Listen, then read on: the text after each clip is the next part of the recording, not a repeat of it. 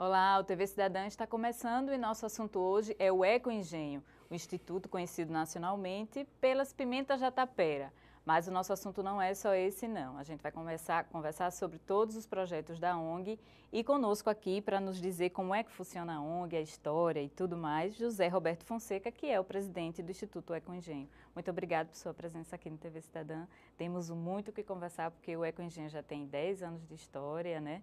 E eu queria começar por aí, Zé Roberto, contando como é que surgiu o Ecoengenho. Bom, eu que agradeço a oportunidade de estar aqui tentando mostrar um pouco desse trabalho que o Instituto vem fazendo, que a equipe do Ecoengenho vem tentando desenvolver nesses 10 anos, né? A nossa iniciativa inicial, ou seja, há 10 anos atrás, é o que? Era uma reunião de profissionais, de técnicos de várias áreas, multidisciplinar mesmo, engenheiros, biólogos, arquitetos, economistas e tal. E a gente resolveu criar esse instituto com essa visão de usar um pouco de... A ideia era tudo que a gente já tinha feito na vida em termos de ecologia e juntar um pouco isso com tecnologia. Então, por isso ficou Ecoengenho, o eco de ecologia e o engenho, que eu brinco sempre dizendo que não é de cachaça, mas é um engenho de tecnologia, de engenharia, de processo. E que no final tinha um objetivo, que era usar, né, toda a tecnologia que a gente pudesse dispor, né, para o desenvolvimento sustentável. Né? E isso inclui não só a parte ecológica, a parte de preservação ambiental, mas a parte também do social. Né? Existem pessoas que estão no nosso ambiente, então não é preciso só a gente deixar um planeta melhor para os nossos filhos, mas é preciso também deixar filhos melhores para o nosso planeta. E aí entra a ideia de geração de renda, A né? ideia de geração de renda. Então, quer dizer, foi com essa ideia que a gente imaginou que, mexendo com tecnologia, você também não podia esquecer o capital. Ou seja, não posso chegar numa determinada comunidade simplesmente preservar a área que eles tinham para fazer plantio. Né? Mas se eu puder usar o extrativismo como processo e colher alguma coisa daquela área para que gere renda para essa comunidade, seria o processo ideal. Então, nós iniciamos todo um trabalho no começo mesmo do nosso primeiro ano. Foi um projeto herdado da Fundação Teotônio Vilela, o projeto Luz do Sol, e nós conseguimos o repasse do convênio do BID, que era o Banco Interamericano de Desenvolvimento, e demos continuidade a esse projeto, que era uma parceria com o Banco do Nordeste, com uma ONG americana chamada Fundação LaGuardia, uma empresa também que fornecia os módulos fotovoltaicos, e iniciamos colocando energia solar nas casas. Esse programa é o programa Luz do Sol, Luz do não é Sol. isso? Quando eu digo botando energia solar nas casas, não é energia para aquecimento de chuveiro, é energia como luz. As casas no semiárido não tinham luz elétrica, viviam à luz de chamas. Então era colocar 2 lâmpadas ou 3, uma tomada para uma televisão, né, e eles terem a possibilidade de viver com iluminação igual à nossa, que eles eram excluídos do processo. Então isso foi feito, nós chegamos a montar 90 microempresas no estado de Alagoas para isso, para fornecimento dessa energia, e chegamos a fazer 2.700 casas com energia solar fotovoltaico. Daí em diante a gente derivou para um programa do governo que tinha instalação de escolas, fizemos 330 escolas e depois 200 poços também com bombeamento de água. Quando a gente fez esse programa é que a gente conheceu o semiárido do estado de Alagoas e conheceu a terrível pobreza, né, e a miséria que vivia nessa, né, que era o normal dessa região. Até chegar numa comunidade chamada Sítio Baixas, em São José da Tapera, que na época já era o município de menor IDH do Brasil, considerado como município de menor IDH do Brasil, com alta mortalidade infantil, né, com níveis de salário que não ultrapassava R$ 90 por mês, né, considerando isso hoje. Então, nessa linha é que a gente resolveu trabalhar com essa comunidade. Um dia a gente volta, quer dizer, a indignação que a gente viu da pobreza extrema daquele local, a gente um dia resolveu que voltaria a trabalhar aí. E aí, esse é o projeto das Pimentas da Tapera, mas antes da gente conversar sobre ele, eu queria que você falasse um pouquinho dessa visão diferenciada, singular, na verdade, do Instituto Ecoengenho com relação à subsistência os projetos de subsistência, diferente do que do Instituto faz, que é gerar renda, na verdade, dinheiro mesmo, falar de capital, né? De não ter esse pudor de que as comunidades precisam apenas matar fome e matar sede, mas sim ganhar dinheiro, por que não? Né? Esse foi a grande aprendizagem, né?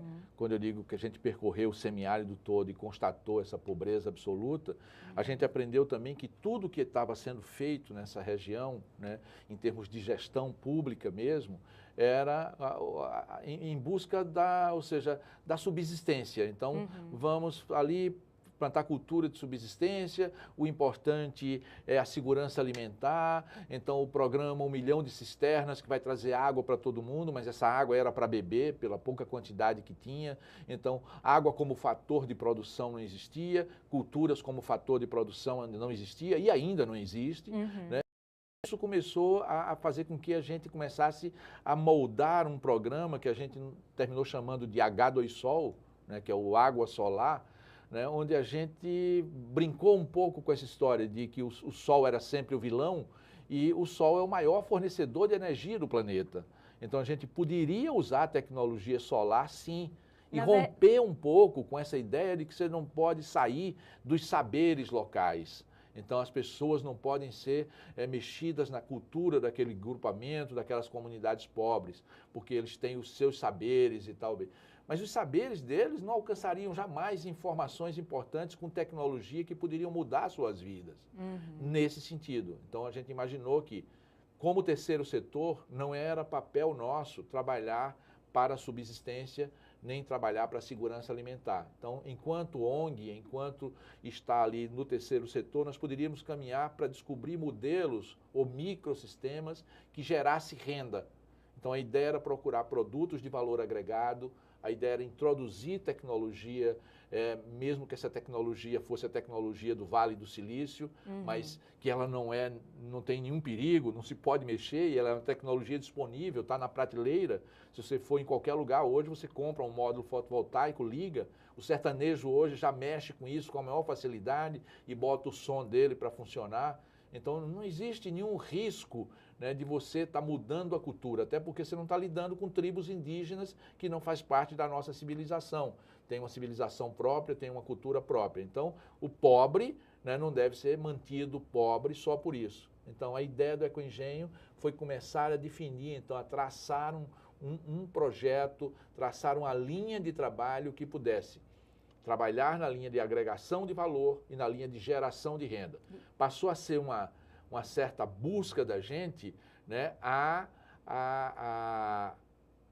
erradicação da pobreza, né? Ou seja, gerando renda de verdade. Eu posso dar educação, eu posso melhorar a saúde, eu posso fazer tudo isso, mas se eu não gerar renda numa comunidade, eu não elevo o IDH.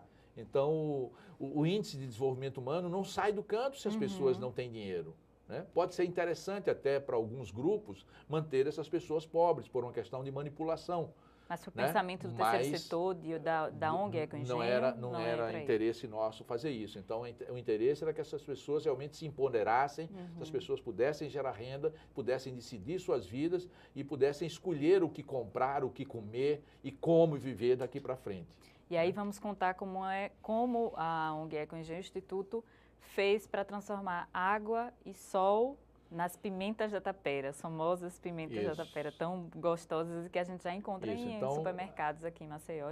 Esse foi o grande desafio, né? Mas contamos com o apoio, né, de uma fundação americana, Fundação LaGuardia, e também da USAID, que é a Agência Norte-Americana para o Desenvolvimento Internacional, que nos forneceu os módulos e recursos como um desafio. Dizendo, olha, se vocês mexerem com energia solar fotovoltaica, de forma a gerar riqueza numa comunidade pobre, miserável, como essa que vocês estão falando, a gente financia. Então foi um desafio deles para a gente também e a gente topou. E chegamos então em Baixas, começamos a discutir com a comunidade, a mostrar e realmente ninguém acreditava. Foi um processo difícil, foi um processo de mobilização penoso, as pessoas já estavam acostumadas com a pobreza, ou seja, você tinha que pegar pelos ombros e sacudir, você quer continuar sendo pobre ou não. Né? E o que foi que vocês encontraram lá, para as pessoas terem ideia da mudança que esse projeto levou para essa região de São José da Tapera? Olha, o início eram 36 casas, a maioria de casas de taipa caindo, né, cheia de buracos. Eles tinham, inclusive, as galinhas deles, eles botavam dentro de sacolas e penduravam no teto para a raposa não comer, porque as casas não fechavam. Né, uma situação de miséria absoluta. Eu diria que até abaixo da linha de miséria, não era nem abaixo da linha de pobreza. As crianças não iam para a escola porque eram chamados de urubus de baixa, porque cheiravam mal. Então, as mães, você imagina mães, né, que autoestima tinham uma mãe dessa, que os filhos não podiam ir à escola porque não se banhavam. Né? A situação era realmente crítica, não dá para esconder que isso existia lá. Né? E óbvio, não se banhavam porque não existia água. Água porque era um baixio, o carro-pipa também não chegava e era uma comunidade tão pequena que não havia interesse em ajudar. Então, na realidade, isso acontecia e foi assim que a gente encontrou. É lógico que o processo foi demorado, não foi uma coisa de varinha de condão, chegar lá, nós pegamos o poço, botamos para funcionar com a bomba, extraímos água, a água era salobra, então daí tivemos que fazer um dessalinizador também de evaporação, condensação, nada sofisticado, um buraco raso, uma piscina rasa com lona preta e uma tenda montada em cima, caindo em 2 calhas laterais fora dessa água salobra. Então a água evapora e condensa e goteja para essas calhas, é retirada então como água destilada. Essa que cai é a boa. É boa. Então com essa água a gente poderia fazer alguma coisa, ou beber, né? Ou então produzir alguma coisa. Como o fato era produzir, a gente teve uma parceria de um amigo, um engenheiro agrônomo que já tinha testado esse experimento hidropônico, foi o Mário Calheiros, e então nós levamos o Mário lá, pegamos uma assessoria com ele e instalamos esse canteiro de garrafas PET, né, que circula toda a água, ou seja, você tem a água correndo de garrafa em garrafa, as pimentas são plantadas dentro dessas garrafinhas, isso tem nos nossos folders, e então essa água depois é bombeada de uma caixa d'água inferior para uma superior e fecha o circuito e fica alimentando as plantas o tempo todo com sais nutritivos para essas plantas. E essas ideias foram bem absorvidas pela comunidade? No começo se olhava muito diferente. Pô, nunca se viu plantar dentro de uma garrafa de Coca-Cola, isso não existe, doutor Zé Roberto, isso é maluquice, vamos lá e tal. Mas na hora que as frutas começaram, que as pimentas começaram a dar os frutos e tal, e isso foi gerando que a gente conseguiu obter em cada canteiro desse, que era de 10 metros por 10, nós conseguimos obter aí 80, 90, 100 quilos de pimenta nesses quintais. Né? Então a gente disse, não, agora a gente tem um modelo na mão. A gente precisa achar mais água, né, e precisa replicar isso para poder gerar renda. A essa altura? Foi nessa altura que aí chegou, a gente vai plantar o quê? Você tem a água agora, tem os canteiros, vai plantar o quê? Aí em Coro, o que se dizia era, vamos fazer uma horta comunitária. Eu digo, não, horta comunitária não, eles vão comer a horta, né, e não vai gerar renda. A nossa ideia e o foco é gerar renda. Foi quando a gente começou a discutir a possibilidade de plantar as pimentas. Primeiro, eles não iam comer a pimenta toda. Segundo, ia sobrar pimenta para a gente levar para o mercado, para a gente trabalhar essa pimenta. E aí começamos a discutir o processo de agregação de valor. É um outro fator que entrou no processo. Usar tecnologia, usar produtos diferenciados, usar produtos que tenham valor agregado e agregar valor no beneficiamento. Então nós pegamos essas pimentas e resolvemos envasá-las, transformar num vinagrete de pimenta com espécies selecionadas que desse um sabor agradável e tal. E aí surgiu a pimenta da tapera, envasada direitinho, estabilizada no local, né? E que podia ser levado ao mercado daqui a 6 meses, daqui a 1 ano, sem perdas, sem nenhuma... Grande ideia, né? Então, mas aí surge outro desafio, que é a questão do mercado. Como conquistar o mercado para gerar essa tão pensada renda. E a gente conversa daqui a pouquinho no próximo bloco. Tá bem. Não sai daí que a conversa tá boa e a gente volta já já.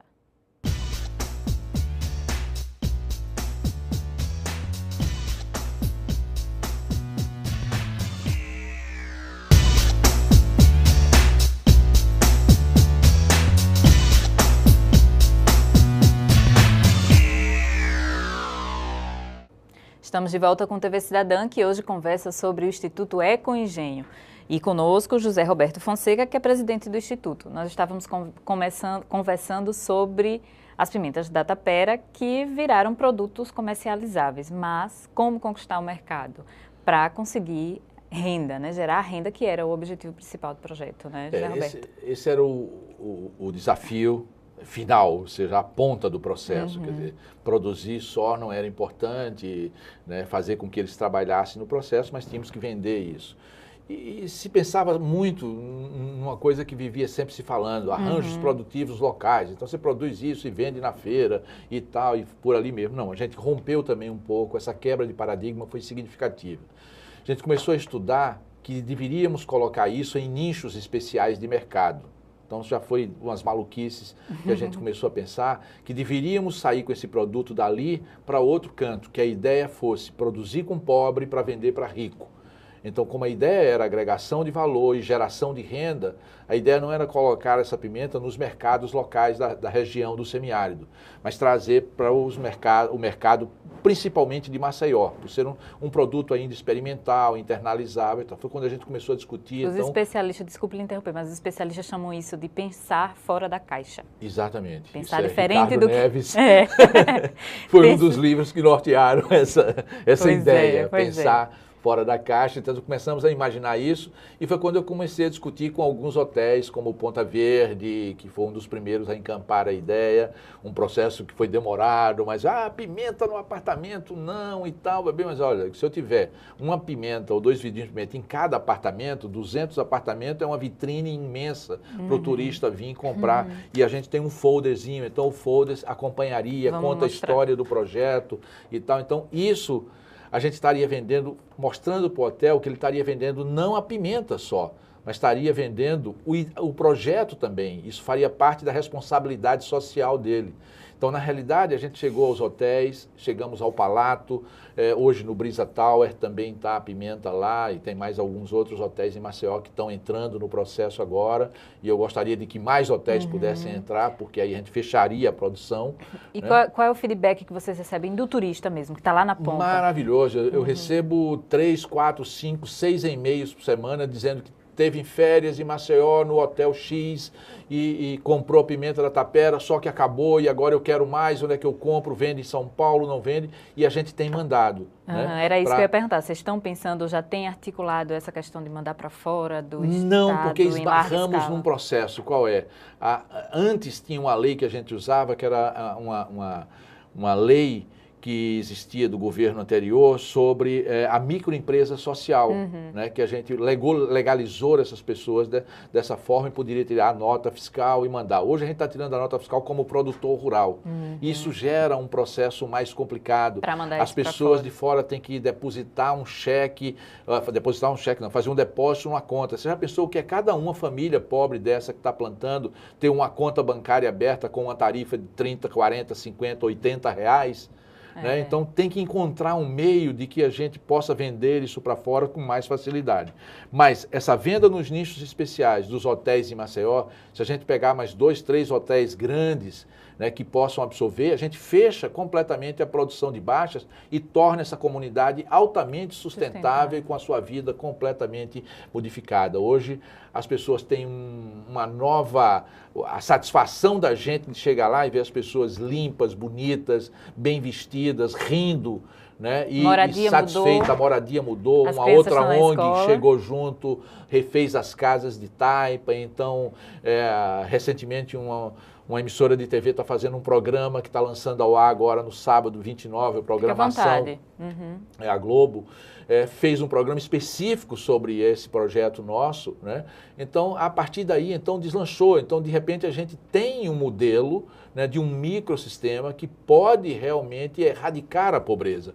Não teve a ideia só de matar a fome nem matar a sede, mas modificar a vida dessas pessoas, inclusive com o que chama-se mesmo de cidadania, o poder e o direito de escolher o que quer, para si, para sua família, para seus filhos. Então, essa finalidade a gente cumpriu em Baixas, lá em São José da Tapera, com a pimenta da tapera. E a boa notícia é que esse projeto também já está sendo levado para outras regiões do estado, né, José Roberto?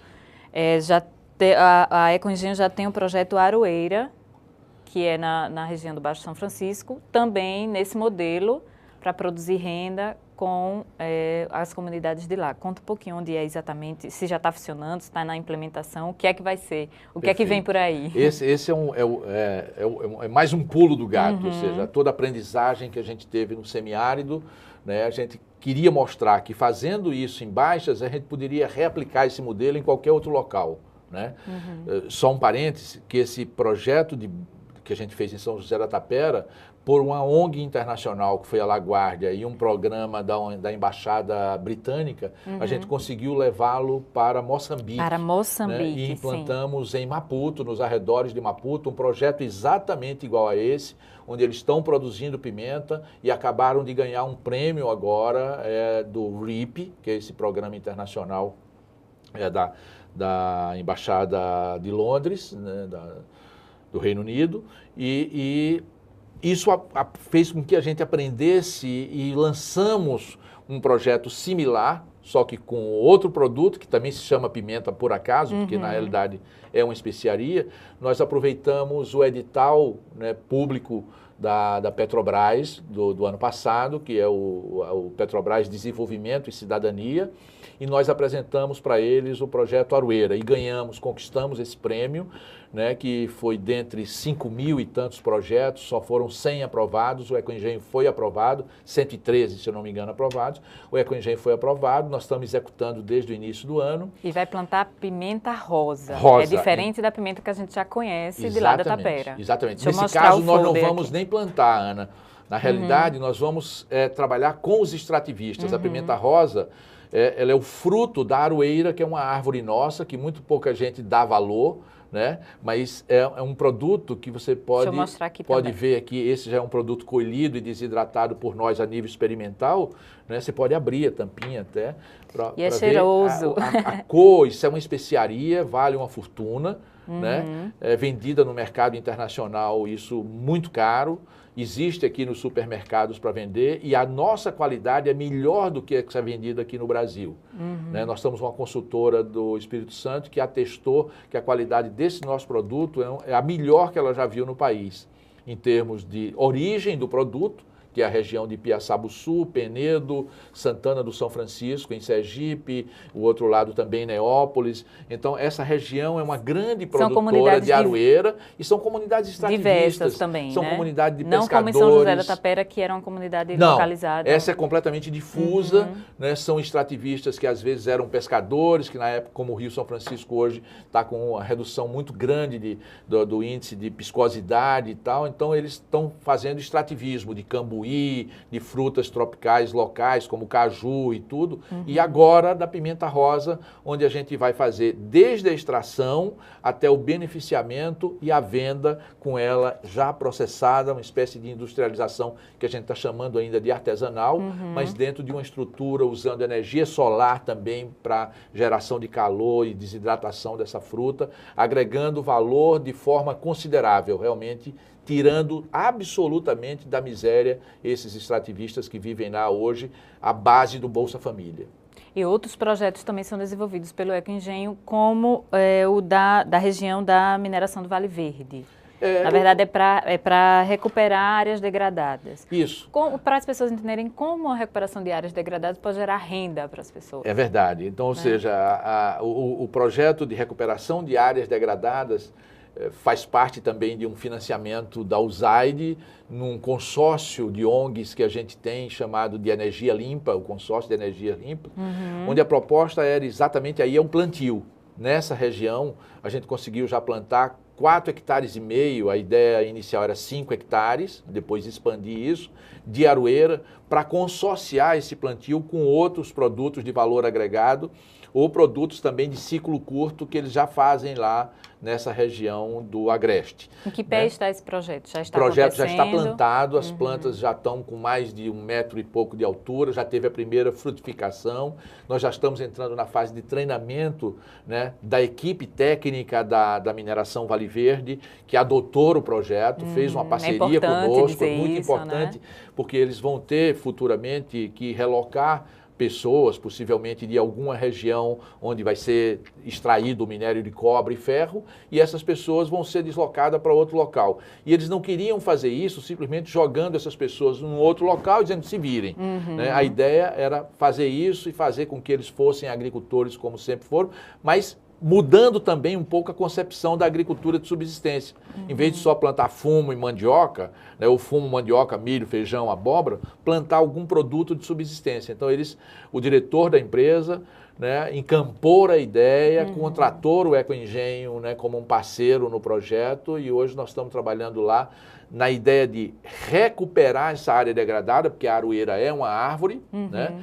Ela é chamada árvore do sabiá, então ela vai atrair pássaros locais e esses pássaros vão também fazer a disseminação de outras sementes, de outras espécies. Então, o próprio bioma caatinga, de repente, começa a se regenerar a partir de uma cultura de aroeira colocada nessa região. Então, é essa a ideia do projeto também, do ponto de vista... Você vê que aí a gente junta o ambiental, que é a recuperação da área degradada, com o social, que é colher os frutos para as pessoas que estão morando embaixo. Né? Então, na realidade, é um projeto socioambiental que a gente está desenvolvendo junto com a mineração Vale Verde. Lógico que a gente falou durante toda a conversa sobre o papel, né, do terceiro setor, de uma ONG para transformar a vida das pessoas, mas eu queria que você falasse um pouquinho nessa experiência de 10 anos, né? Como o terceiro setor pode realmente mudar até a concepção das pessoas sobre o papel desse setor para o desenvolvimento do Estado, do país mesmo. Dentro da sua experiência mesmo, que mudanças de repente em você ou na sua equipe aconteceram para que vocês realmente para vocês dizerem realmente a gente tem uma participação muito importante, sabe, para o desenvolvimento dessas comunidades, do nosso estado, do nosso país, né? É verdade, eu acho que não entra num programa desse, nem se engaja numa ONG desse tipo, quem não tem uma determinada paixão pelo trabalho que faz. Então, ninguém vai ficar rico, ninguém vai ganhar dinheiro, né? Mas a gente depende de projetos, a gente sobrevive desses projetos, é uma equipe que sobrevive, uma equipe que numa hora é flexível, ela pode ter 50 pessoas, outra hora pode ter 10, 30, 15, dependendo da quantidade de projeto que a gente desenvolva.